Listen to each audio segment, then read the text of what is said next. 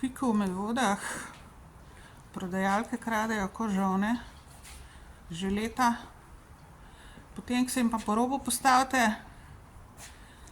vas pa naderejo, pa napadajo, pa vam grozijo, pa vas obtožujejo. Vse živčne so, napadalne, pa matematika jim zelo slabo gre. Danes sem imela spet eno sceno tam pri njih in imam priče, imam 5 žensk, imam prič, kva je delala tamle.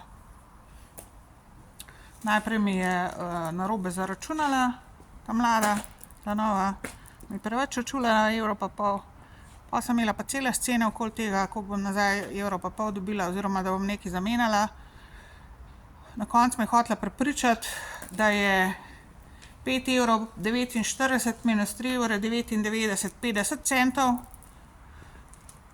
ne 1,50 € in pol sem pa imela dosti, pol je pa vzela blagajno pa šla štet vse kovance, so šle štet vseh, ne vem, tažent kovancev, če je ona meni dala 1,5 €, ki mi ga ni dala, dala mi je 50 centov na koncu, pa še tisto ni bilo v redu.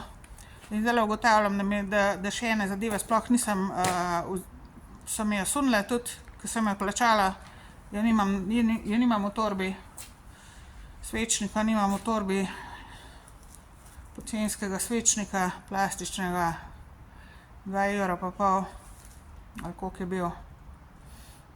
In to je to. In to je že leta in leta jaz takele scene doživljam, tamle v Kiku v Medvodah, nikjer drugje v nobenem Kiku kaj takega še nisem doživela. In ne doživljam in ne vem, a je to od vsega na začetka verjetno, a je to odkar jaz tja hodim, saj ni važno, ampak mislim, saj ne vem, a ne.